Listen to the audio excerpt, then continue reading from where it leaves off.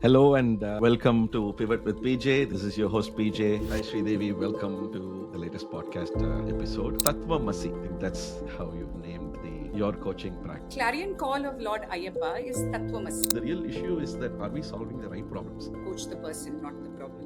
How do you see a salesperson versus a sales leader? Exactly as you would see the difference between a player and a captain. And for the salesperson, he can't take his eye off the pre sales spread. The rest, you have to leave it to the way the combinations work in the universe. I'm PJ and I'm here to navigate the bends of the roads with you. I'm looking forward to it. Let's get on this ride together on Pivot with PJ.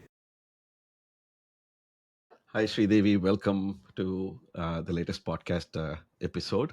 Glad to have you here and thanks for taking the time. Just to introduce you to the audience, Sridevi uh, is a executive coach, a life coach, a professional healer, certified organizational development expert. She has had more than 25 years of sales and sales leadership experience, mostly in banking and a few other industries as well. She's here to talk about her journey and also will talk about the twists and turns in her experience with sales, sales strategy, coaching, healing, banking. There's just so much to talk about. I think we'll just jump right into the conversation. Thank you so much for being here, Sridevi, and I look forward to the conversation. Thank you, PJ. Thank you for having me. This is indeed very special for me. It's probably the first time I'm doing something in this format. So, really looking forward to having some fun with you today while talking. Appreciate it. Thank you. Thank you. So, Tattva Masi, I think that's how Hmm. you've named the Yes. your coaching practice. It's very profound Mahavakya, so to speak, from Chandogya Upanishad, right? Um, I've seen it pair with another power phrase, which is Aham Brahmasmi, which is I am divinity. Tatvamasi is about um, you are that too, uh, right? So both of these, in a way, kind of convey the essence of um, us humans being part of a larger whole universe, so to speak. And also, it is you're part of it. You're also it, right? And to me, it invokes a sense of unlimited potential. It invokes a sense of equality. It also invokes a sense of a brotherhood, so to speak, right? So, what was on your mind when you named your practice Tatvamasi, and walk us through that? I think that would be a great place to start. I was super excited to see that name, and it just invoked a lot of interesting thoughts in me. So please, let's hear from you. Thank you for asking me that, PJ, and thank you for even saying it so beautifully. I must tell you that a lot of people were also advising me when I was starting my own organization to go with something simple, but I insisted on this. There's a little story I want to tell you from my childhood. My father was a devotee of Lord Ayyappa. In fact, my entire family. I'm a Malayali by birth, and you know that many of us, there is at least one person in the family who takes up the 41-day fast and goes on the pilgrimage to Shabrimala. Uh, but otherwise, my father is an extremely garrulous, fun loving human being. So, and I have also written about this that most of my childhood days were spent with his friends coming over in the evening. My dad is also an excellent cook. So my memories of my childhood is all about my mom and dad cooking and lots of guests in the house and singing and things like that, like holy celebrations and stuff. And yet, come November, my dad and the same set of friends, they would adorn this mala. So, as a 2 year old, 3 year old, my memory is there would be one day my dad would go to the temple and then he would adorn this mala, and this person who is otherwise, absolutely having fun and partying from the next day would be singing bhajans, and, there would be worship 2 times a day. And I would stand along with him and, also. Be part of the prayers, etc. But I still remember the way I used to stand. I was so little that I would stand on the hand of the sofa, and my dad would be standing up and praying, and I would be standing on the hand of the sofa praying to him, because I was so amazed with the transformation. And I really tell you, I was probably 3 to 4 years old. I just couldn't understand how the personality could shift. And there's nothing wrong with both the personalities. Like, both the personalities were so beautiful. And the clarion call of Lord Ayappa is Tattvamasi. And at that point in time, I didn't know the meaning to what that meant. Even as I grew up, I would say I didn't bother about it in such depth. But when the moment of calling came for me in 2020, where I decided to walk away from my very glorious corporate career, I was in an extremely happy moment when I said, I think I want to step out and do something where I can help with transformation of leaders, move people to a state of happiness. And that was my whole purpose on why I came out as a coach. I wanted to create the corporate space into a happy space, into a happy world with whatever I could do. And this name just kept coming back to me. And on the 1st of January 2020, I remember telling my husband, I'm going to call my firm Tattvamasi. Trust me, at that point in time, PJ, I don't know what all I would be doing, but I knew that my firm had to stand for transformation. I just love the fact that we have that innate power in us that if we decide to change, it's that's all it takes for you to change. So the mala could have been a little symbolic.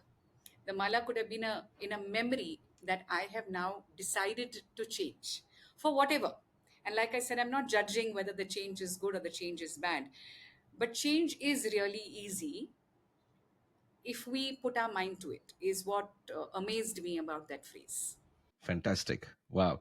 And I'm sure your clients kind of feel intrigued about the name, and you tell the story to them also, not necessarily in this way, but do you talk about the essence behind Tatvamasi to your clients as well? I would say yes, some of them are intrigued. Some of them do ask me for the meaning of it. Like I said, I've had some well meaning advice that came from people saying, would you like to change your name? We understand that this is your brand. Would you like to call it something else too? And I've stuck to it. And that is why I brought in a tagline, Mm. just to kind of define what I do, my tagline is define substance, drive structure. So it's all about, if you know what you want, then that's the biggest problem solved. In Edward de Bono's book, Six Thinking Hats, one of the lines that struck with me, even in my very early days of my career, is when he says that if you have defined your problem, then you have solved most of your problem. Then that itself is the solution. So for me, it is all about define the substance. Where is it that you want to go? What is it that you want to do? As long as you're holding on to that vision, then it is just a process to get there. Totally, and very well said, right? And from my experience, she also, most of, like you said, most of, like 70-80% of the problem is solved by defining the problem correctly. Yeah. See, we are busy solving problems only. It's not like we don't like problems, we don't want to solve. We are Yeah. busy solving problems, but the real issue is that are we solving the right problems? And once that is defined, I think solving it the right way, there is enough material available, there is enough experts available, there is learning sources available for us to be able to solve any problem in the world, as long as we know what problem to solve, and we're picking the right problem to solve. I think you hit the nail on the head. I think that's beautiful. So going back to your genesis in this role, after 20-25 years of banking leadership career, you also do healing, you do life coaching, you coach executives. How does it all come together? These are, although they are in a way connected, they also require their own flavor of you, Yeah. right? How do they come together? Do you see them separately, or do you kind of also look at it in an integrated way? Let me start with this. There was once I was listening into a conversation between this very big coach. Her name is Marcia Reynolds. She's written this famous book called Coach the Person, Not the Problem. And I happened to host her for a book reading session, and she was in conversation with someone else, and the other person also had this predicament that I want to do multiple things, and that is who I have always been, PJ. And I have no explanation for that, except that today I confidently say that I love doing multiple things. Connected or not, I don't know. I think I am the connection. It is me and it is I who want to do these multiple things. Sales and strategy is what I call as my backyard. I love the chase. I love the conquest. I love the acquisition. I love the nurturing. And I want to continue to be in this space for as long as I can, for as long as I want to. I am cognizant about the fact that there could be a point in time when I want to walk away from it. But as of now, no, I just want to be in the thick of it. Now, healing as a word came to me when I was in the thick of my corporate action. I was one of those really aggressive sales leaders who always thought that sales can only happen by, with a lot of toughness and chasing people and strict reviews, etc., etc. Well, nothing changed. I- I'm not telling here that that is wrong or that is right. I had become someone very bitter. I had become someone who could never be happy with one milestone because I immediately had to push myself to the next milestone. My happiness lay in every next milestone. Sales did that to me. Also, I had become someone who had become so target oriented that I don't think I saw the people who were helping me achieve it. After all, it is a team that helps you win a sale. It's never a single person who goes and gets the sale, as much as a salesperson may want to think. There is the product, there is the process, there is the back end support. All this helps you win the sale. Now, at that point in time, there was someone who came and spoke to me about Louise Hay. I did not know her until then. And they said that there are these workshops called Love Yourself, Heal Your Life workshops. Now, like most people are, I was at that point in time where I totally believed that all the problem lay with the external world and that I am perfect.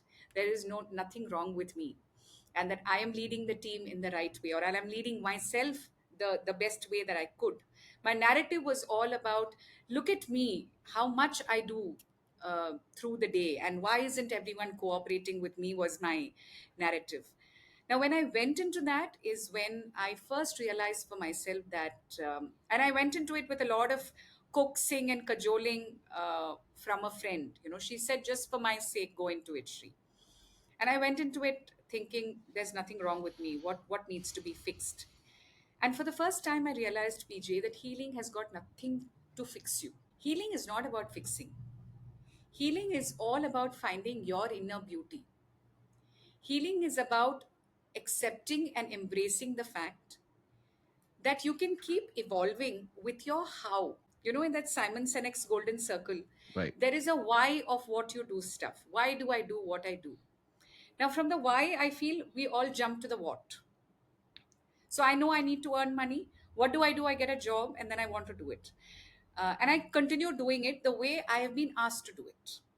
The way my boss has been doing it, the way my father has been doing it, or the way I see my cousin do it, or the way I see my siblings do it, I emulate a style. Again, nothing wrong with it.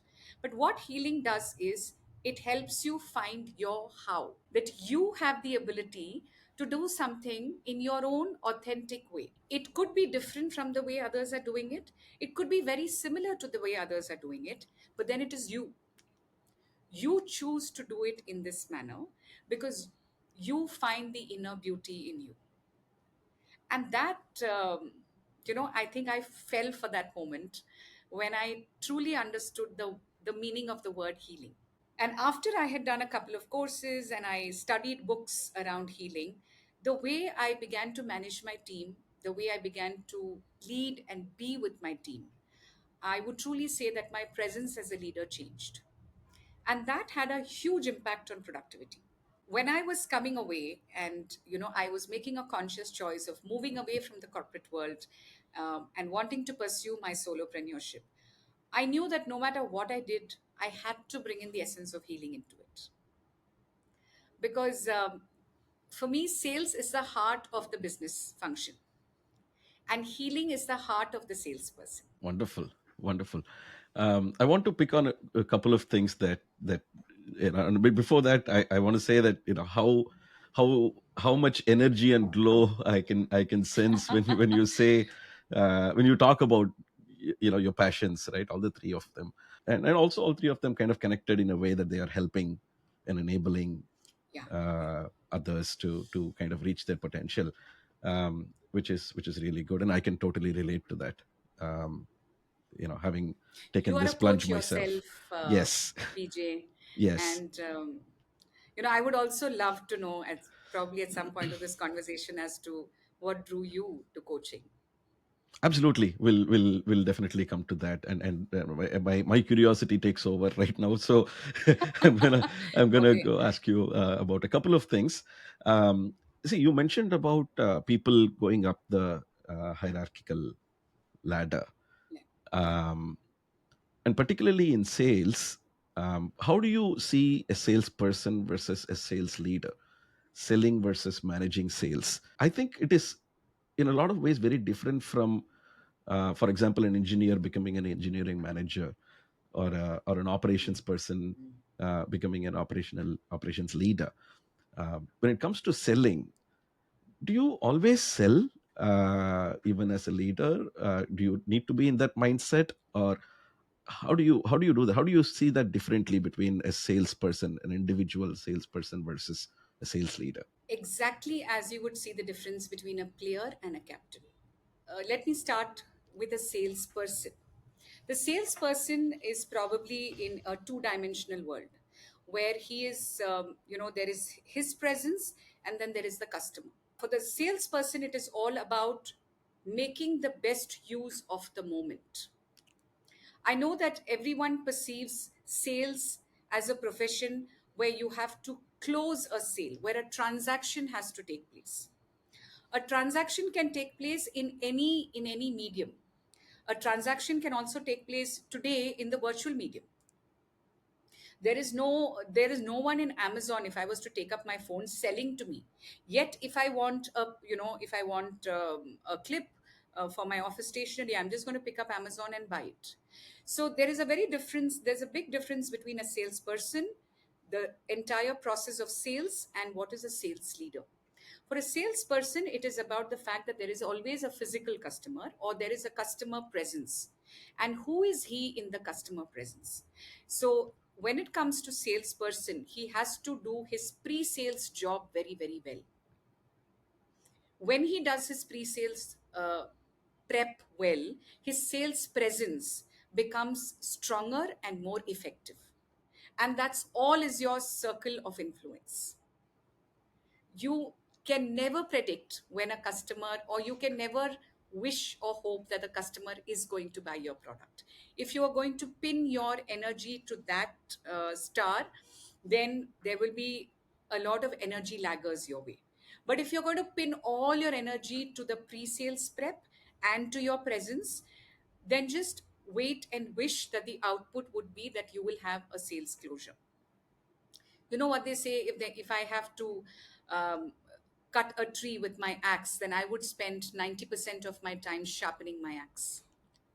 Exactly. And that's a salesperson. That's what a salesperson always has to do. Whereas when it comes to a sales leader, he has a multidimensional approach to the whole thing, because he has to ensure that the product sales is picking up.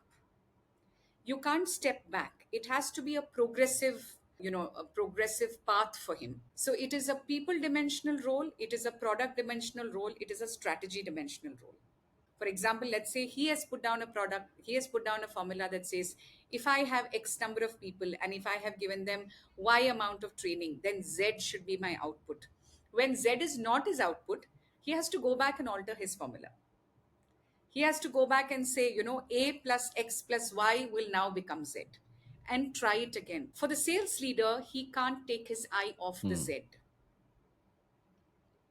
And for the salesperson, he can't take his eye off the pre sales prep. Fantastic.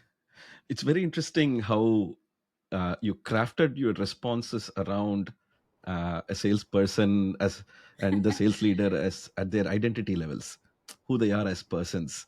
Yeah, yeah, You know, yeah, classic coach, like how Carl Rogers would say, "Coach the person." And you mentioned about the book that you read also. So I think yeah. when we talk about, or when we see, not just see visually, but see the world, and particularly the human beings in the world for who they are as persons and individuals, than the work they do or the tools they use, the skills they develop. It's very interesting how the whole, the outlook changes, how we are able to address and influence the person, as opposed to just focusing on more tactical things like the skills or process and everything. So thanks for that, Shri. And can you also talk a little bit about, you mentioned healing. When you learned about healing, it changed you and your presence as a leader. Can we maybe double click on that a little bit? What really changed? Well, I'm catching myself using a lot of formulas today. There is this very famous tennis coach. His name is Timothy Galloway. He has written this book. I'm sure In you a know about game, it, called yeah. The Inner Game of Tennis. And he gives this formula. He says performance is equal to potential minus interferences. And we all, in our dream state, and I mean my waking dream state, I know I'm capable of so much. And we all put ourselves out there in the world, whether it is in roles, as in mother, daughter, wife, sister, whether it is in a role or whether it is in the role of a professional. I think all of us have the understanding within ourselves that I am capable of so much more. I could have done better. Now, what really came in that, between what you thought you're capable of and what you could have done? And in Timothy Galloway's language, it is your interferences. Now, I don't know if there's literature around this, PJ. Now, this from here on, this is me. I've always wondered what could be these interferences. I come with the inherent belief that we are human, and we have goodness in all of us. So if that has to be true, then what is my own goodness that's coming in, that's stopping me? That's Hmm. my saboteur. And I believe today, it could be my healing journey or it could be my coaching journey. Just coming to your answer as to why is healing important, why coming to your question as to why is healing important.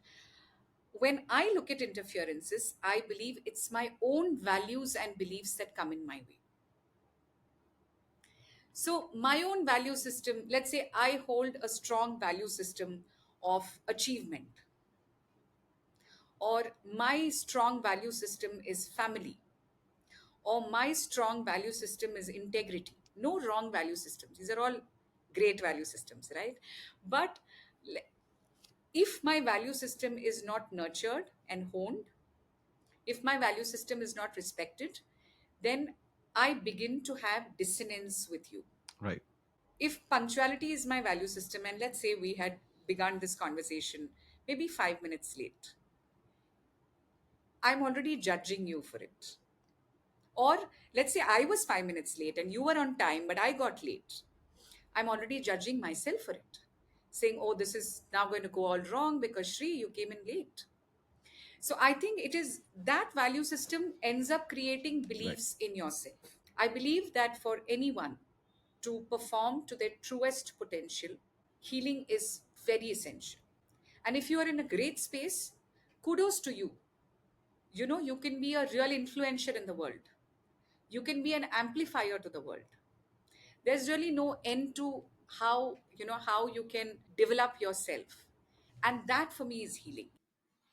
Fantastic. You're always healing, right? It's not you're healed, never. Yes, yes. Amazing. Yeah. And thanks for bringing up uh, Timothy Galloway and Inner Game. I'm a big fan. They've read several versions of Inner Game also. I think he wrote a lot of other books after his Inner Game of Tennis became really popular. Yeah. He Yeah. did. He One did. of the Yeah. giants in the coaching world, Timothy Galloway. Yeah, while we're talking about coaching giants, let's, I think we can't avoid talking about um, John Whitmore and performance coaching. Um, so he talks about this model of grow, right? Goals, realities, options, way Hmm. forward, uh, particularly around Yes. coaching for performance, right? As a sales leader, and I'm going back to sales. I keep going back to sales because it's something that I find, Mhm. I feel fascinated about. Performance is key, is number one, right? There is targets, there's goals, there's closing. But after your tryst with healing, and your epiphany, so to speak, on how you approach your leadership, do you think there is merit in looking at sales from, not from a performance perspective, but from more of a purpose driven perspective? Why are we selling what we are selling? Why we do what we do? Have you tried that? Has that worked for you? What's your take on it in general, moving from performance to more purpose? 100% PJ. In fact, even when I give proposals to clients as a sales strategy consultant, my deck exactly says this, actually what you said, that as to we work on finding the why of this product. Why is this product important for your organization? So I'm not just talking about it from the salesperson perspective. Why are you selling this product as an organization? What is the organization's why? And then to align it with a salesperson why, to say why is it important for you to be part of a team that sells this product? What is it that appeals to you, and how do you find the connect between this product and the customers that you meet? And now when you find the connect, what is it that you can do?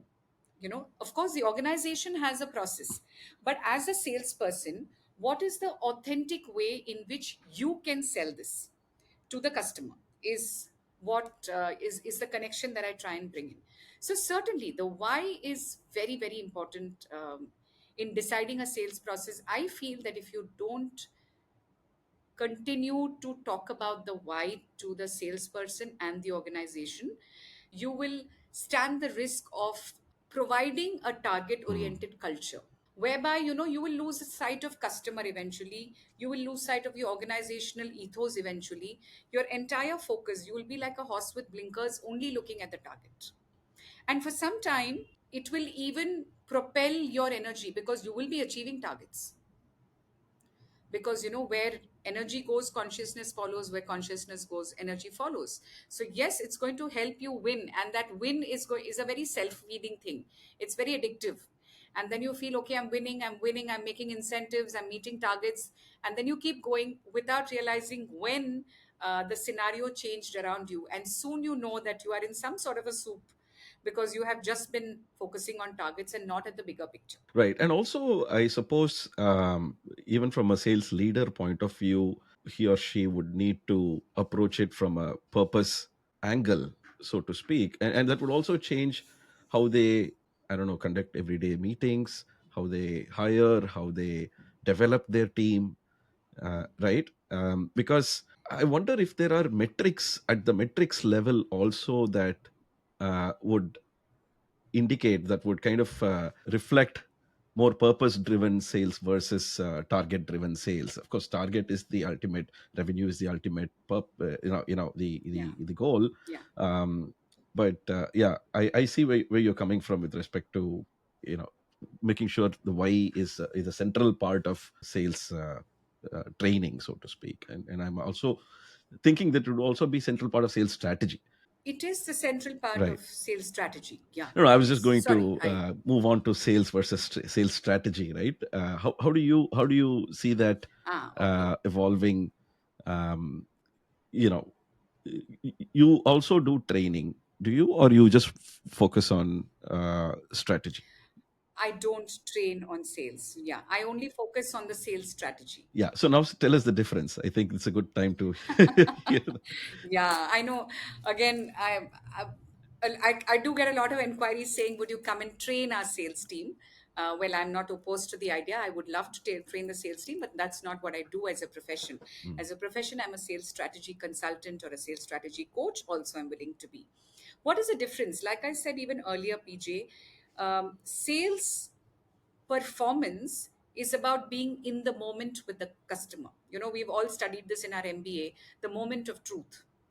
When I am in the presence of my customer, when the axe is about to hit the tree, is the axe sharp enough to cut the tree? Similarly, when the salesperson is in the presence of the customer, do you have your backpack well qualified in order to be able to present your product, position your product in the right manner to the customer, and then hope that he or she picks up your product. So sales is all about the fact that sales training is all about the fact that have you made your sales team emotionally and technically, emotional fitness and skilling is what goes into the training of a salesperson.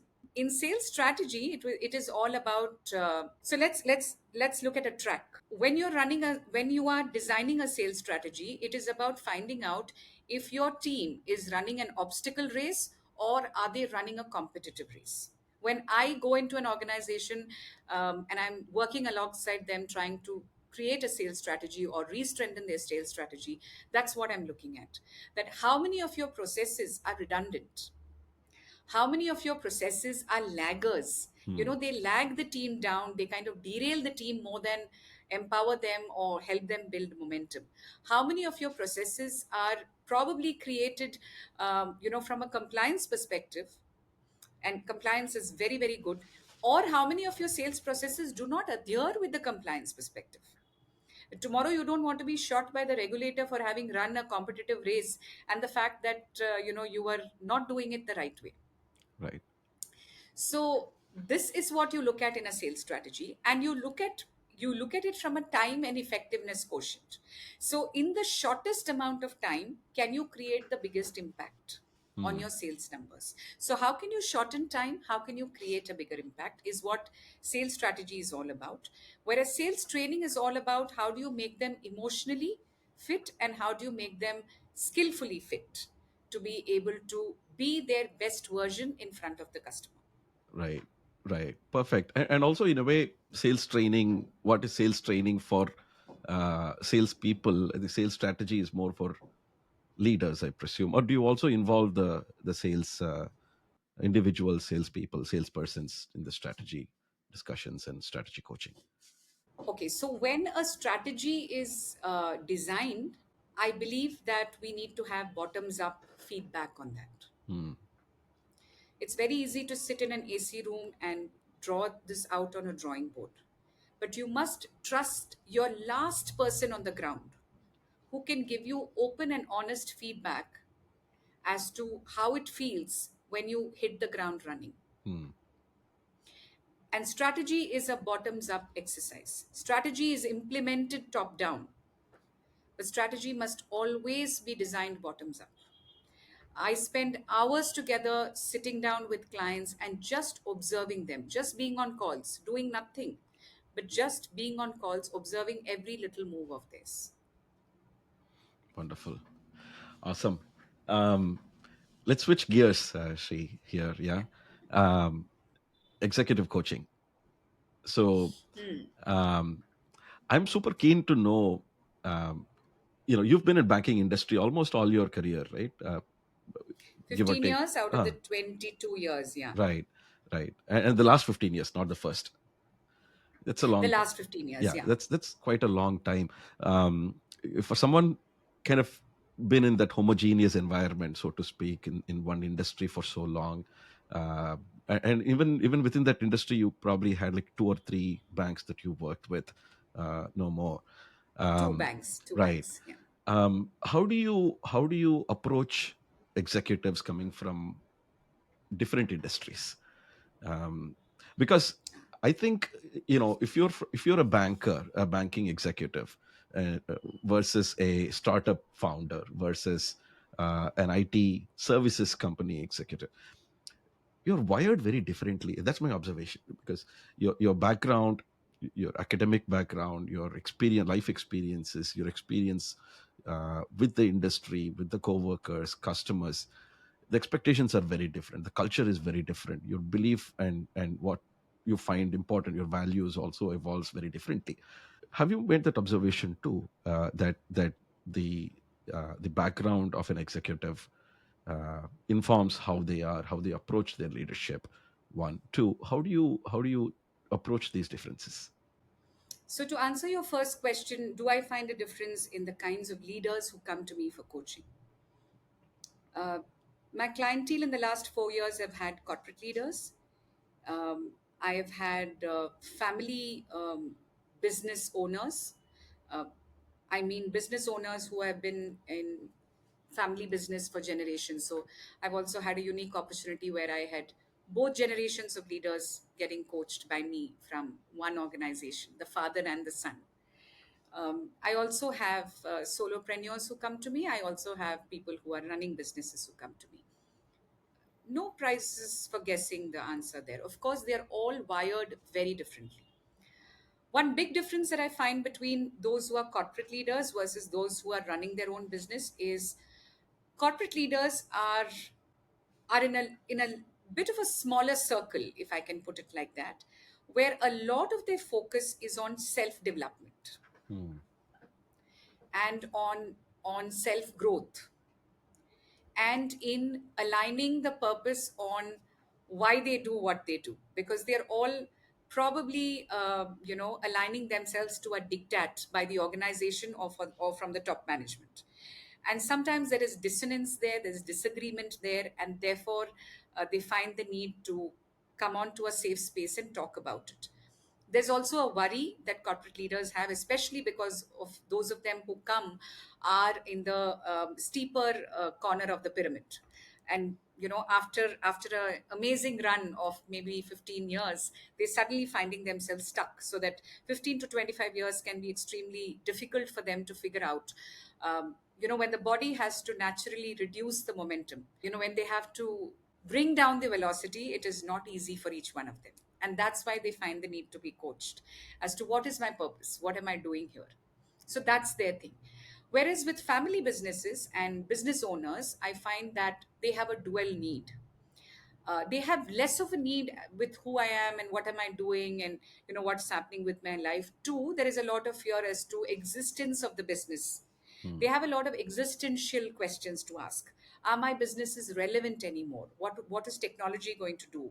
How am I going to be taken over by artificial intelligence? These are the questions that they have, and those are the fears that they want to address. And they also have fears on how much of money can be invested back into business, because everyone's trying to move into a safe zone, and then how is it worth to come out of the safe zone and reinvest in your business, which is otherwise doing well? The whole quandary of why fix something which is not broken is why the business leaders come. Second, how do I deal with that, especially after having come from 15 years of being in an industry? Let me just call it corporate world. And that's why the ICF competencies are amazing. You will agree, PJ, that it says that be comfortable from a space of not knowing. Wonderful. And when you really trust your client, so a couple of those competencies that says cultivates trust and safety, maintains presence, evokes awareness, and go with the client agenda. When you can continue to reassure yourself as a coach, and again, coming back to the word Tattvamasi, when you continue to reassure yourself that coaching is a process where you're going to help the client find his own answers because you trust that he or she has answers within themselves. When you Yeah. constantly reassure yourself of that, um, you will create many epiphanic moments between you and the client. Wonderful. No, absolutely. Absolutely. Totally resonates with me and with you on that, Sri. Okay, now I want to, and you can say no if you're not comfortable answering this, but when you transitioned out from corporate world and when you started coaching and healing and helping, where do you fit in? How did that impact Sri as a person, and where is that taking you, this journey taking you?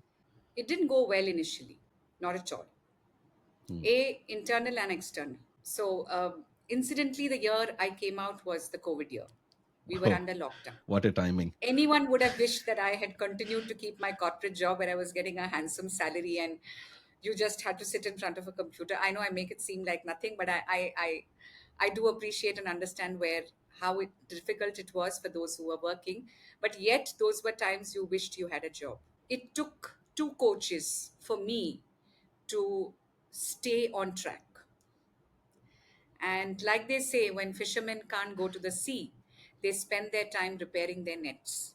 Hmm. For me, I use that time to learn about coaching, to strategize. If I had to stand up and talk to the world about becoming a sales strategy consultant and coach, I knew I had to walk the talk myself. So I think that is the time I sat down, I strategized as to what do I want to offer and how do I want to offer it and what is going to be the differential. So yeah, it was tough. It continues to be tough, PJ.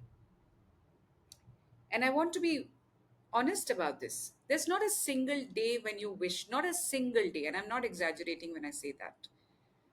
Especially when you see your older colleagues and someone's bought a bigger car or somebody has got a bigger house.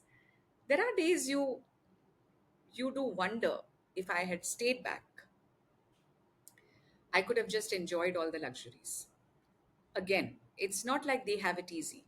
They're having it they're having it equally challenging, if I can use that word.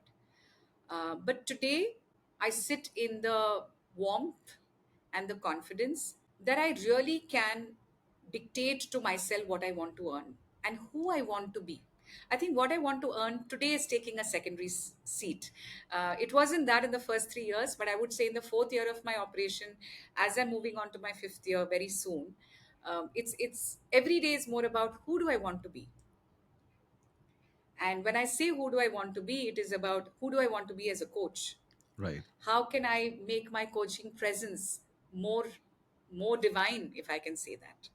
It's about how can I make my sales strategies much more effective. It's about how can I entice someone who thinks healing is a bad word into healing. So yeah, so those are the challenges that I'm now throwing at myself, Hmm. and I just make it tougher for myself. Right. Right. Very interesting. And also, Yeah. and also, you know, there comes a point when impact becomes more enticing than the other benefits speak. It's Yeah. yeah, it's addictive, if I can say Right. that. It's an addiction. It's a Right. good addiction. Yeah. Yeah, and it also feeds into the hierarchy of needs that you perhaps know about. When our lower level needs are met, and I'm not saying lower, higher in relative importance, but it's just how Maslow thought of it in a way. But as we become uh, as we grow in our career and life, where our basic and next level needs are met, and when we come to the stage of self actualization, I think impact and what impact makes us feel, you said addictive, I think that becomes more important than the other luxuries that we might have gone after earlier, right? Yeah. um, Fantastic. um, so you asked about uh, coaching and what I think coaching is. Yes. Anything specific that you would like to know? Maybe we'll be happy to spend a few minutes uh, talking Um, about that. I was curious to know what drew you to coaching, because I know you've also worn multiple hats and you Right, have been in startups, and right. so it just Yeah, yeah. I have, right, and um, see, I've been in large public companies, enterprises, super large enterprises like Cisco, and wow. smaller public companies. Uh, about 10 years in the States and all of that. Came back, I tried my own startup. It didn't quite take off, so decided to shut shop. Um, Hmm. then went into again, took a full-time job, leadership positions in growth stage startups. See, at some point, I'd always been fascinated by human mind and behavior, right? How complex, yet how powerful it is, and in some ways predictable, in some ways it's not. So the sheer potential and complexity of human mind, it has always fascinated me, right from uh, my teenage years, right? Hmm. um, and then you lose the way, kind of went after growth and wealth and all of that. Recently, about 4 or 5 years back, I found a need to explore my own wiring, Wow. right? um, I realized I'm doing things that are not very helpful to me. um, I don't think it was um, midlife crisis per se, because I was being successful largely in traditional sense at work, and I was growing um, from a hierarchy standpoint as well. But it just felt like uh, I was doing things that I think the best analogy to do is Stephen Covey's obituary analogy, right? Am I ready to say my obituary today will be something that I'll be proud of? It just didn't feel like there was enough impact that I was making. So That's I deep. decided to take up coach training, and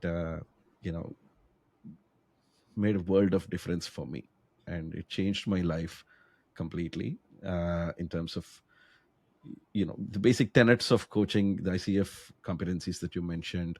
And I wanted to go deeper, man. I just couldn't be satisfied with it. I wanted to go deeper, so I've signed up for master's degree in psychology. Oh, wow. Still, yeah, still going on. So I think I was still grappling with the decision of whether, and I've been coaching uh, while being in a full-time job for the last about 4 years, give or take. um, but yeah, recently, I think I mentioned this to you, about a few months back, I decided to do this full-time, take a plunge. And very similar to your um, line of thinking, I think it's the impact that draws me to this, as opposed to um, any other benefit. I think the impact that I am able to create, the legacy that I can leave behind, the lives that I can touch, um, yeah, that draws me to coaching more than anything else. Thank you for sharing, PJ. Thank you so much for Yeah. sharing. That was deep, when you mentioned, am I ready to write my obituary today? I mean, it takes me to such a positive space, because then there is a world that opens up around, in front of you, saying, Right. I could do this and I could do that and I could be a lot more. Right. And then what do I wake up to tomorrow morning? I also Right. love this line from Ikigai, that book Ikigai, where Right. I don't know whether the world, whether it is getting interpreted incorrectly. I Mm. wish it is not. But I love the way it sat with me. Very similar. It said, if you had to wake up tomorrow morning and not die, then what are you waking up to live for? Wow. And that's your purpose. True. And then there's so much to do True. that you better Absolutely. wake up early. Absolutely. It's amazing how many people um, and for so long talk about the meaning, the purpose, um, right from Viktor Frankl's Man's Search for Meaning is one amazing, very inspiring work. And for somebody who had this passion to write about logotherapy, but then ended up in a concentration camp Yeah. and spent Mm. years at Auschwitz, and then who survived it and ended up writing a book afterwards. I think it's such an inspiring story, but also what he writes about the idea of meaning is something that I find very fascinating, right? A lot of times we get boggled down with this uber meaning of life. Hey, what is my life's purpose? Mm. What do I live for? More existential vacuum, existential frustration that we deal with. But then there is also, you know there's also beauty and benefit in just looking at meaning very contextually, right? Like you mentioned, what am I waking up this morning for? It Mm. doesn't have to be to put a dent in the universe. It could just simply be take my son to his football class. uh, Yes. and, Yes. and that gives meaning to me, and in that moment. And you know and I think when I started thinking about things in meaning in more contextual, more short term, more uh, not so grandiose way.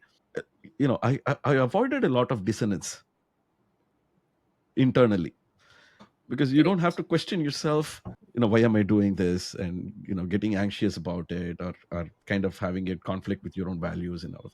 It's okay. It's okay once in a while, and I find uh, spending time with my son important. It is super important. But then today I'm going to spend time with Sri talking about coaching. uh, you know uh, no dissonance here. Absolutely, I'm super thrilled to do this. So I think looking at meaning in a more, I don't know what is the best way to call it. Can we call it micro meaning? I don't know. In a more contextual way, I think is I think important looking too. at meaning in a more being in the present way, Right. without overthinking about. See, this existential questions come, PJ, I think, because I'm more thinking of how am I going to stay relevant tomorrow, Right. or what are people going to say about me. Again, I don't mean it from a judgmental perspective. I'm saying Right. even from a positive way. Right. But if I just had to say that I am here right now and what do I do now, which is the most difficult thing, by the way, it is not so easy as I'm making it out to be, then I think it is just about wake up every morning and do what you have to do. And just do it well. Do it with happy presence. Because I'm a big believer of energy. And I just believe that if you can bring the right energy into whatever you do. It could be watering plants, it could be, going for a spa, it could be playing with your child, it could be coaching conversation, it could be something like this. Can I just bring the best energy I have at that point in time? And it's always not high energy. There are times in my life that I am very low. There are times in the day that you're very low. So, can you be there with that low energy and be kind to yourself with that low energy and say, here I am doing the best I can without stretching and without breaking. You've been juggling so many roles while in your full-time corporate job, as well as with Tatvamasi. Um, and I'm sure you would have heard a lot of your clients talk about this work-life balance, work-life harmony. Yes. I think is a better way to put it, or even work-life integration. I've looked at it that way as well. So, what's your view on work-life integration, work-life harmony, and how do you balance your different facets of your life? Okay, so I have an extreme answer that I give anyone who asks me, or even when I do sessions for corporates, for women leaders. I don't believe that there is anything called as work and life. It's as drastic as that. I believe here I am, I'm a person. I have a finite amount of energy. And with this finite amount of energy, I pursue my passion. I pursue activities. Some of those activities could be domestic activities. Some of those activities are what my role and relationships demand. And as part of the role and relationship, I could be a daughter, I could be a professional, I could be a wife, a mother, daughter in law. We play so many roles, friends, etc. So for me, it is like, let's say, you have been given a duffel bag every day, you're carrying a backpack, and there is a finite amount of energy, just like time. There's energy that you have. You have the choice as to how do you want to distribute your energy for the day. Right. And this choice is not something that you make forever and ever, amen. This choice is also dynamic because there are days when your child will fall sick. And that day, you have the choice with you that I will today devote my energy and my attention in nurturing my child back to health, in nursing my child back to health. Like when I had just become an entrepreneur, there was a very tough period that I went through in 2022 when my father fell very ill. He's always been a very fit and healthy person, and his falling ill kind of shook me emotionally and physically, and also rattled me as an entrepreneur, because for the first time I had no one to delegate my work. I was setting up my own stuff and no one even could help me. It's not like no one wanted to help me, they didn't know how to help me. And yet, for my father, I'm an only daughter. And I therefore chose to drop everything at that point in time and be there for my father. So it is when you don't use your energy in the right way, I feel that we conjure up all these words called work life balance and imbalance and whatnot. When you're very sure of how much energy you have, then you learn to distribute it well. And while at that, even without taking another breath, therefore, my sincere, I hate to use the word advice because I'm a coach, but then it just kind of works on your conscience when you use the word advice. But my sincere question to all the women is, can you delegate as much as you can, and watch while you delegate if it is somewhere um, pinching your ego, or some very strong beliefs that we have, like I only must cook for my child, or I have to only pack my child's dabba, or I must decide what to tell the cook what to make for the day, even if, let's say, you have help at home. How much are you willing to let go in order to pursue something you really want to pursue? And I strongly believe this, PJ. When you really want something, you will give your attention to that. It's when you really don't want something. I know I'm making a very strong statement here.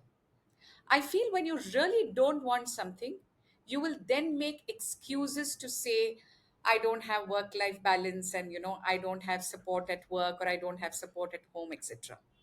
When you want something badly, you will give that your attention.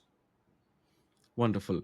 And what comes up for me when I hear you say what you said is also, how you prioritize. Life is all about making these priority choices every day. And to your point of, there is this mixed bag of work, fun and life and family and everything. You just have to pick what is most important to you for that moment, and be ruthless about making those choices. Be ruthless Yes. about making those priority decisions. I think that's all there is to it about work life. That's why I said, there is no such thing. It's the same you. It's the uh, same me. it has to be the same you, and unfortunately in certain cases it's not, which is a topic for coaching a lot of times for me. But show up as the whole person wherever you are. Show up as yourself, and depending on the context and priority, just divert and, like you said, distribute the energies as it becomes necessary, right? Fantastic. But being a male, um, the way I look at prioritization, I look at making these choices is very, very different from how a woman would have to do. And I'm Hmm. choosing my words carefully, and I don't think Hmm. would have to do is probably the right word.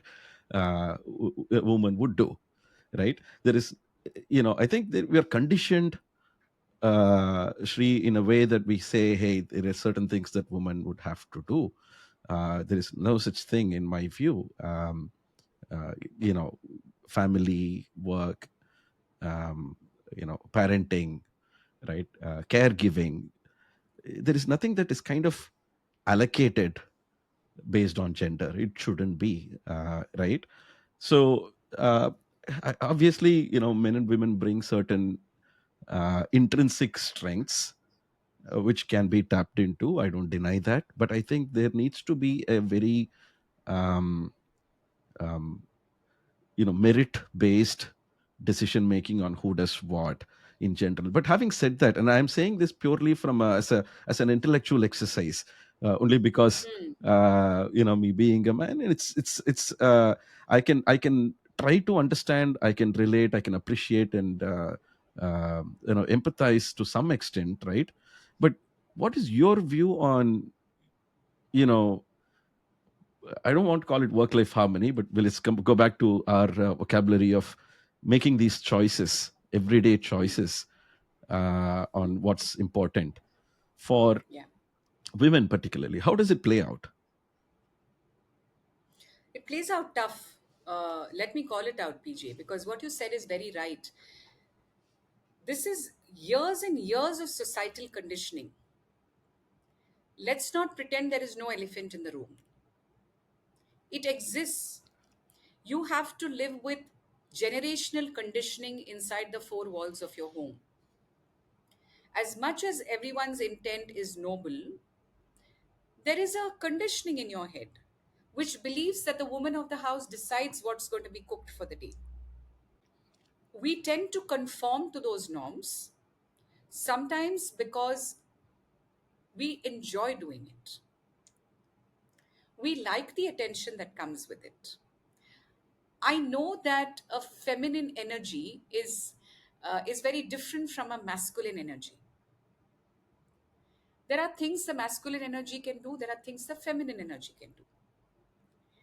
And therefore, the activities that come with this energy are also, somewhere sorted and bucketed in our lives, whether it is the home front or whether it is outside. There are certain assumptions we all run with. Now, as long as you know you are enjoying doing that, like for today, if I decide to go back and make a meal, cook dinner for my family, it's a choice I'm making. I'm doing it from a space of love. But today, if I'm like tired and tired to the bones, and I still have to go back and I am trying my best to conform to a norm, then I must tell myself that I have a choice. I have the power of choice. I can tell someone that I'm not able to do this. I can ask for help. Why do I not ask for help? Again, there is a conditioned belief that you can't be confrontational. You, if I have to ask for help, then it will become a combative exercise.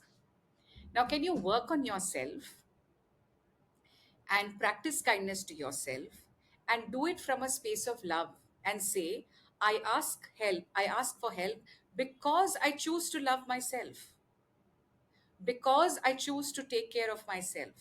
It's difficult. Many women are doing it today. Many women are doing it from probably my mother's generation, if I was to compare it. And I know going forward, like when I watch my two lovely daughters grow up, I know they will do it a lot better than I have done. When I watch the men, when I watch the next generation of men coming up, there is so much of hope, in your heart, because you know that these generational, um, sorry, the gender biases and the gender boundaries are dissipating. So we can only chip away, PJ. We have to rest with the comfort that we are chipping away. And we have to tread with a little bit of caution in case we regress. If every woman is able to check into her own conscience and say, did I regress to a conditioned role? And what can I do not to repeat it? I think we are winning here. Okay, Sri. This may come across a little meta, but this is very important. When we say, particularly as it pertains to women, you need to make choices, and you need to be comfortable making certain choices. Um, you know, uh, and you want to do it because you want to do it, not because you're being kind of feeling compelled by um, gender stereotypes, so to speak. How much of those choices are coming out of a place of conditioning? Do we believe that we are making choices, but in reality we are kind of being victim to our own conditioning? Would that is it possible? How is it that women particularly and men, how can we be aware of our own choices, the choices that we are Hmm. making? Can we be tricked by our own minds that we are making choices, but in reality we're just kind of perpetuating the same problems? I guess the answer to that could be by checking in with your own emotions. Hmm. If the choice you make gives you a sense of resignation, gives you a sense of conforming, and your inner being never lies, you know that that is coming from a space of conditioning and not a great conditioning. I'm not saying conditioning is bad. There's also amazing conditioning, right? Our parents have also transferred so much of valuable data to us, if I can say that, a Right. lot of good habits to us. But they have also transferred conditioning to us. There is, I'm told in Louise's book, she says there's 25,000 hours of parental tape in each one of us. So Wow. if that is coming from a space where you feel cornered, you feel not heard, you feel you are not playing yours to your potential, you're playing small, then you know that's coming from a space of societal conditioning. Yeah, and perhaps we should listen to how our bodies respond to when Yes. Yeah. we make these choices, and bodies Right. generally don't lie. Just like mathematics, right? Clearly gives those signals. Um, so it's Your probably good body to. never lies. Right. Your body never lies, and I use this. Thank you for bringing that up, because the entire work of Louise Hay is about learning the mind body connection. Your body is your biggest feedback mechanism. It is not to victimize it. It is not to say, oh my God, how could I have gotten cancer? What did I do wrong? It is to say, what is cancer telling you? Cancer is telling you that you are holding deep resentment within yourself, and to go and research that resentment. What could you be holding? Every joint pain is telling you that you are holding on to guilt, and guilt deserves punishment in our deep seated conscious level. And so, what am I guilty of? What do I have to relieve myself of? What do I have to forgive myself for? Is what your body is telling you. It's like, you have a fire alarm in the house. It is not meant to tell you. You have not installed the fire alarm when there is obvious fire. Right. The fire alarm is meant to alert you when there is fire which is not visible to your naked eye. Right. So, similarly, your body is a beautiful feedback mechanism that starts throwing signals at you when you believe nothing exists. No, it's really important, right? Because when you said that it's important to kind of listen to yourself and ask yourself how you feel, when you make those choices, and does it feel right? Does it feel Mm. you feel happy about it? I think one of the feedback mechanisms could be listening to the body as well, and how it's responding. Yes. Uh, your eyes, your head, your skin, and everything. So I think it's an interesting space to explore as well. But going back to women and choices, right? Can you talk a little bit about women in sales in particular? Yeah, I've worked with techie uh, friends who are women, and in HR, in marketing, and all of that. Um, and I've also worked with women in sales, but not as deeply as I would have wanted to. And it would be great if you could talk a little bit about that, and what gender specific. I wonder what the right word is. Gender specific dimensions of being a woman in sales. It amuses me because I've been a woman in sales for at least 25 years now. So whenever someone asks me how does it feel like to be a woman in sales, my immediate retort is to ask someone, go ask a doctor, how does it feel to be a woman in medicine? Why doesn't anyone ask that question? But yeah, I get you. I understand, PJ, where this is coming from, because probably there's a lot of apprehension around it. And I would want to narrate an incident that happened with me, when I was a branch manager in a particular branch. And this was, I think, clearly about 12 years back. There was this lady who was in the what we call the welcome desk counter. As soon as you come in, there is a counter where you get your checkbooks and your pins and your whatever, you put in an address change request. She used to do extremely well, and she was someone who would do a lot of selling for me from that table. That was a service table, and yet she would be interacting with the customers so well and telling them to pick up more products, like she would be selling credit cards or life insurance and general insurance, that she would outbeat the supposed sales team in the branch. And she was doing so well that we promoted her as an organization. She continuously got good appraisal rating, and we promoted her to the role of a relationship manager, which meant that you are now in an official sales role. Her parents flew down from Lucknow to meet me. They just flew down and they begged me to reverse the promotion. Hmm. and they said, my daughter, our daughter will not get married if you tell them that she is in sales. So yes, it did. I was of course gobsmacked when they said that, but I understood the emotion, because here they are, coming from a background that they are coming from, where they felt that a girl in sales will not get married. That is a very extreme example that I'm trying to give you. But let's try and understand, therefore, how people therefore perceive sales. I do think that there is a conditioning around sales, because somewhere sales is equated to the Eureka Forbes salesperson that we have seen, a couple of, more than 3, 4 decades back. Sales is not that. Sales is just about the fact that today sales has evolved. Maybe I should not say sales is not that. In the yesteryears, that is what was sales. Today, it is about taking the right product to the right customer and ensure that there is a customer fit.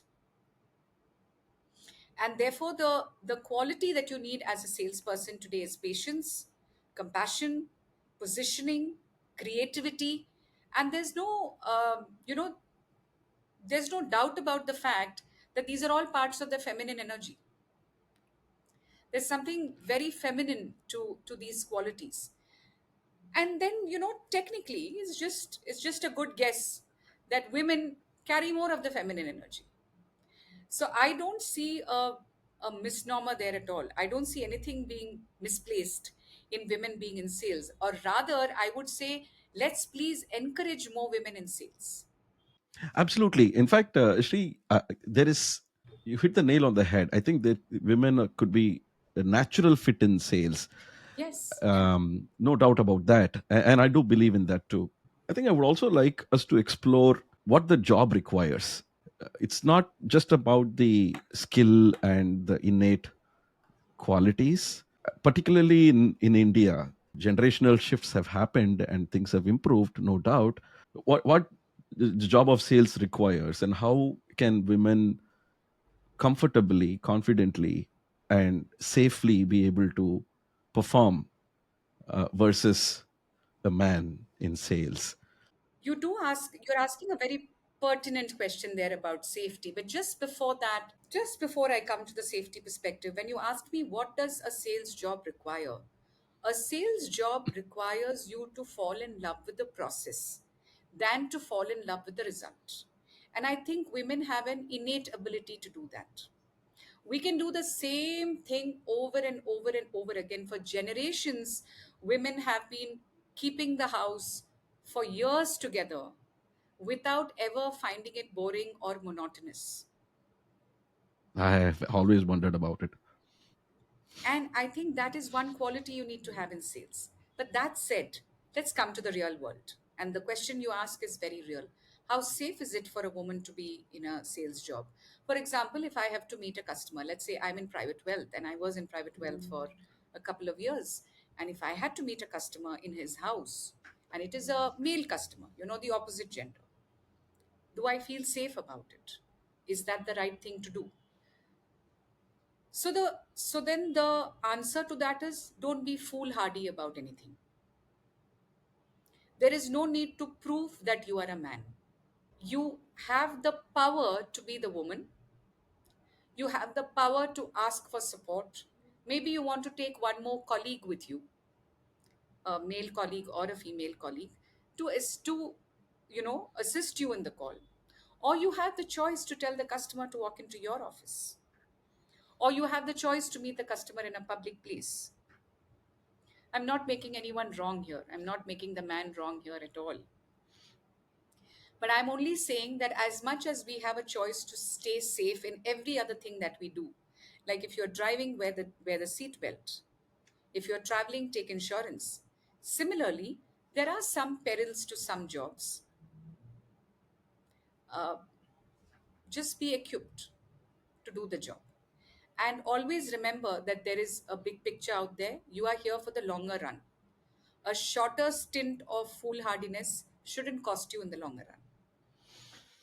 Right. It's unfortunate that there has to be different uh, standards of safety and uh, even standards for foolhardiness between men and women. It's unfortunate. I hope that changes, that evolves over time. But we are where we are in these times and age. I see what you're saying, though. We all have this notion of um, salesperson kind of shoving the product Down the down to the customer's throat. customer's throat all the time, Yeah. and in sometimes, and I don't uh, blame the salesperson per se. It's just the sheer pressure of having to meet, and we talked about this, right? Focus on purpose than the target or performance, because this could be one of the um, collateral damage that comes out of it, because when there is so much pressure to meet the numbers, you sell the product to the wrong customer. When I say wrong customer, there's no fit. You don't care about the fit, you don't care about the real need, kind of, or maybe a faulty product, for example. And I've had my own experiences with that several times. um, it could be because of lack of training and understanding of the product customer fit. It could be because of the pressure to do the numbers. But regardless, it just creates an impression that, hey, he's a sales guy, you know Yeah. um, and it is again another bias that needs to be, or another stereotype that needs to be broken, and it's not right and it's not fair to the sales community. um, what's your view on that? See, a lot of organizations think that sales strategy is all about having the product, having the people, having a process, and then just leaving them. And then, fixing your focus on profitability, or what I call as productivity or sales process. What ties it all together is strategy. And it is in strategy that you bring in the compliance angle. It is in strategy that you bring in the ethical angle. It is in strategy that you bring in the angle of ease, where I say don't make sales an obstacle race.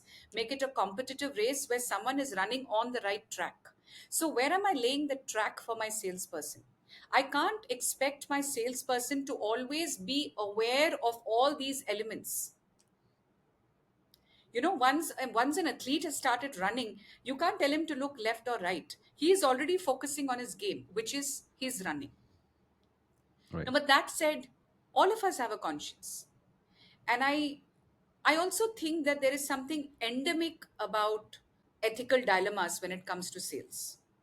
And why do I say it endemic, and why do I first point my finger at the organization is every organization and its leaders and the CEO, if you can, please, must look at something called as your scorecards.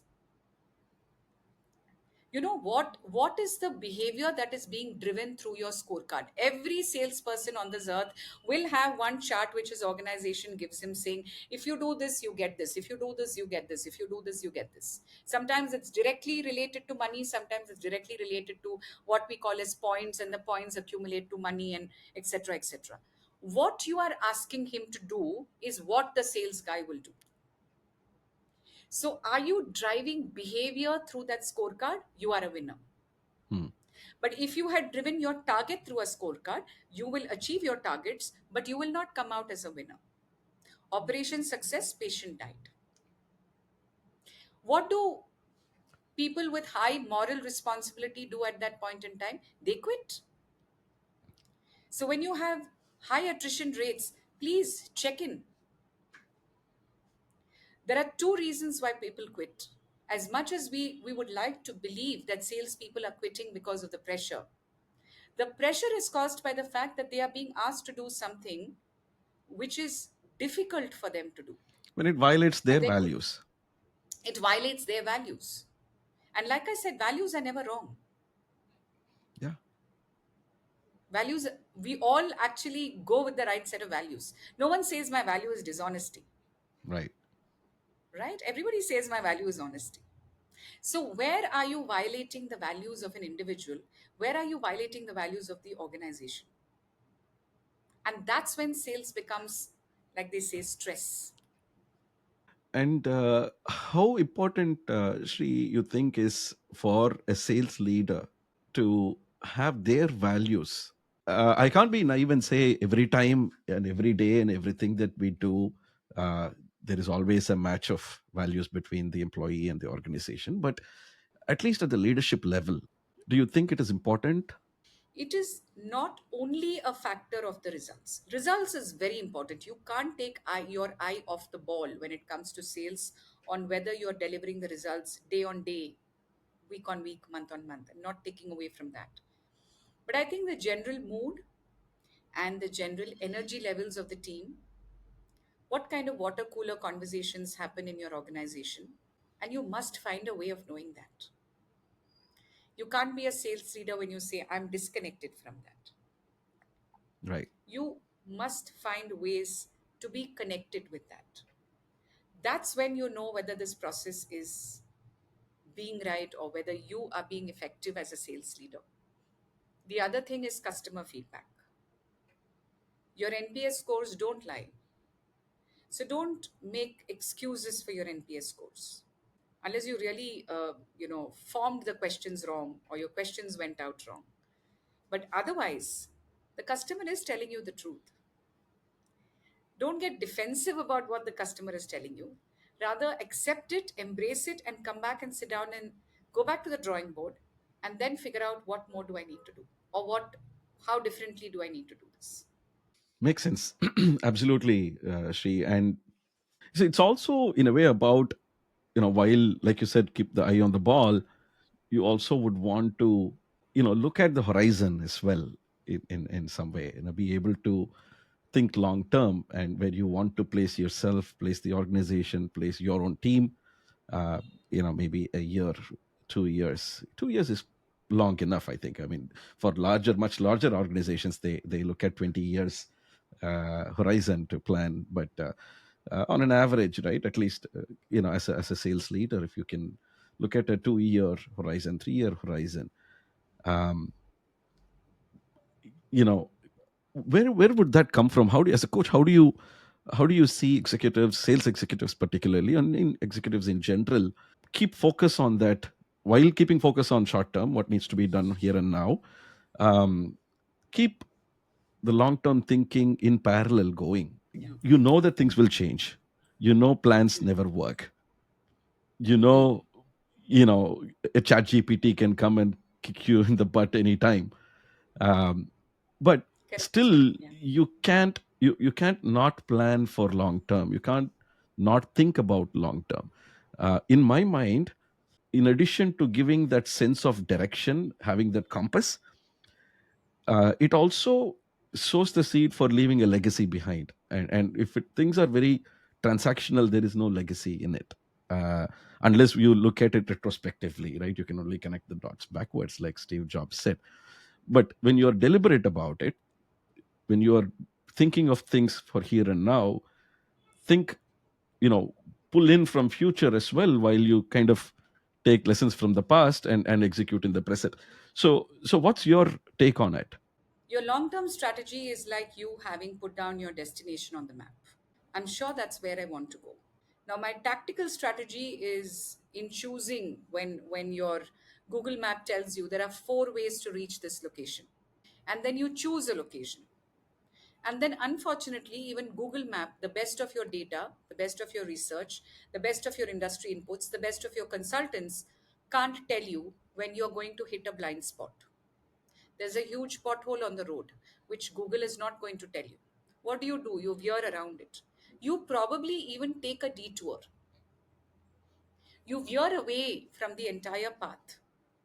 But you veer away because you're very conscious that you're going to find the road that is going to put you back on the track. Sales strategy is that. Sometimes in the short term, a salesperson will catch himself doing some things which was never explained to him in the first place. Now, if you have a great leader, and if you have trust with the leader, you will continue to trust the leader and go in that little sidetrack the leader is taking you. But if the leader has not built trust in his team, and again, this is not the problem of the salesperson, I would still put the ball back in the sales leader's court, saying, have you built enough trust with your team that on one particular day when they tell you to do something different, your team is not questioning you whether you have lost your marbles? They know that the leader is holding the vision. He has the map, and he has a reason why he's telling me to do this. And then the leader is also telling you the time frame by which you will get back on track. Now, when the leader gets carried away with the team, so let's say I take this little detour and then I go off with the team, I'm getting swayed with the team, then we are all reaching a different place, PJ. We're not going back to the place where we intended. So sales strategy, like any other strategy, has got a long term and got its tactical strategy also. Right, and also in a way, it's you know displaying levels of authenticity as a leader too, right? Be authentic, be sincere about your role, and think the team will look up and be vulnerable. That's very important to be Yeah, and real. admit mistakes. Yeah, admit mistakes and Yeah, say, "Gosh, that was a wrong strategy. We right, intended to do something, but we landed up somewhere else. Now, can we all please rise up and dust our backs and move back, get right. back on the road?" And your teams will willingly do it if you're being honest with them. But let's say you try and weave a story around it, and you try and become over smart there. Everyone can see through you, Yeah, and then the trust factor is broken. Trust is black or white. right. There's True. no gray. Very, very true. There's Very no true. gray there. Yeah. Very true. And it's you're breaking another stereotype here when you say that, right? Because people are generally in an impression that being a sales leader, you need to be that type A, uh, alpha Oh, character who very never true. makes Very mistakes, true. who's always right. Yeah. So I think bringing that some levels of vulnerability goes a long way in establishing that trust, making you human, right? To the Hmm. team. And you And I started would off the say, conversation with that in some sense also, right? We yeah, come a full circle now. I think human is the only way to do sales. So if you will allow me, I'll tell you another story.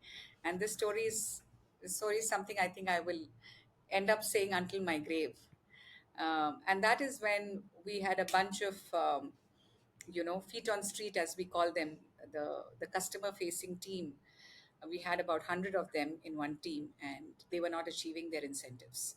We had very few of those guys who were achieving their incentives, and the primary reason was they just couldn't conjure the scorecard. They didn't understand how the hell they would make incentives, because it was a very complicated scorecard to begin with, and they didn't know what all they had to do. So they were just very happy earning their salary, doing what they had to do, and go back. We tried everything, and there's this common misconception in sales that you give people pep talks and they will all get pepped up, and that's so wrong. That's another myth which we can talk about it on another day, because I'll go that way now. So no amount of that was also helping.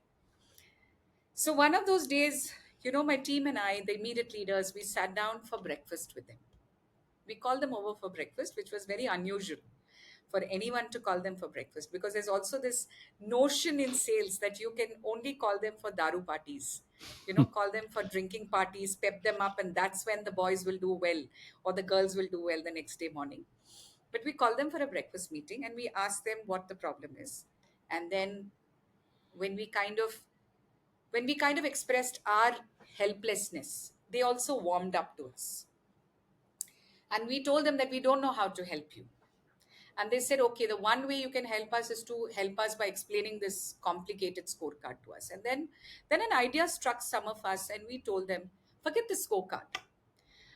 You could have earned an incentive of 25,000 rupees, which you're not earning now per month. If this money was to come to you, tell us what would you have done with that money? And then, PJ, the energy changed. There was someone who said, I have never bought my wife a Kanjivaram sari. Wow. I'll buy her that. And these are boys who are earning 10 to 12,000 rupees. Someone said, my mother wants a grinder. Someone said, my dad has been wearing very worn shoes and I want to buy my dad a pair of shoes. And then there were a whole lot of lists on the table: mattress, bed, almara, what have you. So And we instantly said, reframed forget. their It point of just reference. changes. And that's why you asked me, when you ask me why coaching, why healing, why sales, for me it's the same thing, PJ. I just don't see it differently. I see it in the tunnel. I see the light going through all three of this together. And then we said, let's work for the grinder. Hey, you are going to work for the Kanjivaram sari. You are going to work for your dad's shoes. And that month, no surprises. I'm not saying it all turned around and everybody got it. 80% of them were earning incentives. Then they got emboldened. They said, what the hell, grinder? Someone said, I want a two-wheeler. And I'm going to put in 2, 3 months of work so I can get a two-wheeler. Wow. My boss actually called me and shouted at me. And he said, why aren't you inspiring them to buy a car? So it reached a very different level. And then, PJ, honest to God, all of them were selling right. There was no pressure. Hmm. I would ask them, okay, this customer was so close to buying, why didn't you do it? They were like, no, no, let him take his call. Because, ma'am, with this money, I'm going to go back and buy the grinder for my house. I want it to be good money. See, I didn't have to sell morality to them anymore. Right. There's no ethics. When you can connect your morality to your deed, expect something beautiful to bloom there. Amazing. Yeah. Yeah, that's wonderful. Wonderful anecdote. Wonderful story. Very, very profound. Yeah, yeah. Like I said, it's my best story till date. Well, people who probably know me is bored of the story, but I don't mind saying this for as long as I can. This is amazing. And I think we're coming up on time, but I just have a couple of curious questions. Um, do I have to be an extrovert to be able to sell? Don't even get to that question because I'll start laughing. Uh, I don't know who started this. I really wish someone would. I want to tell someone, show me the man or show me the woman who started this whole belief system. What is an extrovert and what is an introvert, PJ? An introvert is someone who draws your energy from within. Yeah. I do what I do.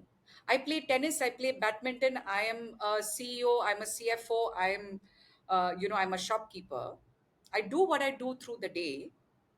But when I want to recharge myself, I like to do it in a closed and intimate space. I may read a book, I may meditate, I may simply sleep, I may watch a movie all by myself. Is my way of drawing and refilling my energy. Who's an extrovert?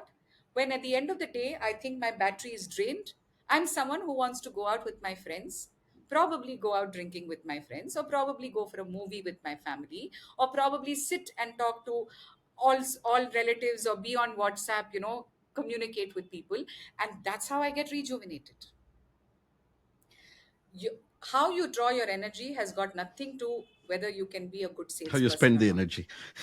Yeah, how you spend the energy. Yeah, thank you for putting it in that way. Yeah, uh, because some cars run on petrol, some run on diesel, but they'll all run on the road.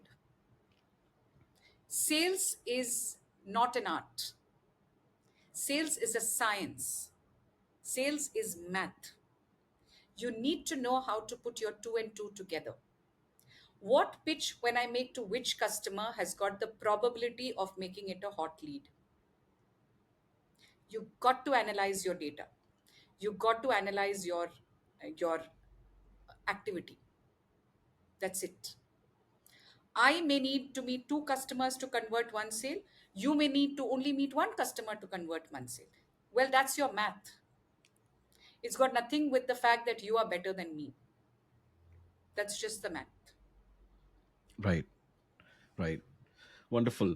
Um, See, I been in the world of startups for the last about 8, 9 years, 10 years, give or take. Um, so this is something that I've heard from a lot of founders that I've worked with and that I coach. As an early stage, let's say Series A startup, do I invest in hiring a marketing? Do I build my marketing muscle or do I build my sales muscle? Right. Um, Or I'm a growth stage company. What do I do? Hmm. Do I hire a VP of sales or do I hire a chief revenue officer? So these are subtle nuances, either from a building an organization perspective or where to make those investments point of view, right? And I've always said that, hey, if you are a pre product market fit company, it has to be founder led sales, and it has to be sales. Talk to customers, collect feedback. You need to get things right before you can start marketing it at scale. And if you're post PMF and pre growth, you again, you hire salespeople, but have a VP of sales. You don't need a CRO because your other functions, go to market functions, are not mature yet, right? And a CRO is somebody when you have a highly mature marketing, sales, support, success, all, to kind of marshal the troops in all these swim lanes, so to speak. So that's how I have approached it, and I've advised. What would be your take on it, Sri, when it comes to startups specifically? How do founders make decision on when to hire sales leaders, when to hire revenue leaders, when to invest in marketing versus sales? Ideas are a cost. Business is the real profit. If you have the luxury to continue to incur costs, be my guest. But if the purpose for your startup is that you want to make money, you want to churn revenue, no matter how brilliant and earth transforming your idea is, if there is any intention anywhere in the corner of your head that you want to make profits, you need to have a strategy. And yes, like you said, in a pre product fit market, the CEO has to be the sales head. You also asked me, should I hire a marketing strategist or a sales strategist? I would say it depends, because marketing and sales go hand in hand. Marketing is the process where you draw your customer to the brand. Sales is a process where the brand gets into the customer's life. It's the transaction. Marketing is the pull, sales is the push. It also depends on your product as to how much time and luxury you have to market it, and how much time and space you have to start selling and building revenues. Why do most of the startups go bust? Because somewhere there, they have a brilliant product, somewhere they probably also did marketing, but they somewhere thought that sales is the customer's problem, that I did what I could to bring the customer to my doorstep. Now I'm not opening the door and luring him in. You got me interested, but you couldn't marry me, right? So you have to have a sales strategist as your product is developing. Now, you asked me, in mature organizations, what is it that you have to do? Yes, like you said, you need to have a revenue officer at that point in time, because you already started clocking in your money. So you did what you could to make money. Now you're going to make your money work for you. However, I don't think any business on this earth, I know I'm doing a hard push, I'm doing a hard sell here. I don't think any business on this earth exists because they don't want to sell. Even if it is a not for profit organization, you are still trying to sell an idea. That you don't want to make a revenue is your choice. But you can't tell me that you're not trying to sell. A newborn baby is trying to sell himself or herself. What are you Yeah, talking about, a business? no, absolutely. I get Yeah. reminded of Daniel Pink's book, "To Sell Is Human." Absolutely. To sell is human. Yeah. Thank you for that reference. Amazing. I think that's a great place to bring this conversation to a landing, and it's been wonderful conversation, Sri, and I thoroughly enjoyed hearing your perspectives on quite a few things. I think we kind of wandered in a lot of different Yeah, places. I kind of wonder where we started and where we ended. Yeah, Thank I you for think that, PJ. You created that space that I think I could chat away. Thank you so much for that. Appreciate it. No, thank you for spending the time, and it's been close to 2 hours, but it didn't feel like that. It's been a fantastic conversation, and enjoyed the wandering and enjoyed the banter as well. So, thank you, and very Yeah, valuable I insights. second all Most of that. importantly, I think I'm sure the audience will benefit immensely from your insights and thoughts. Thank you so much.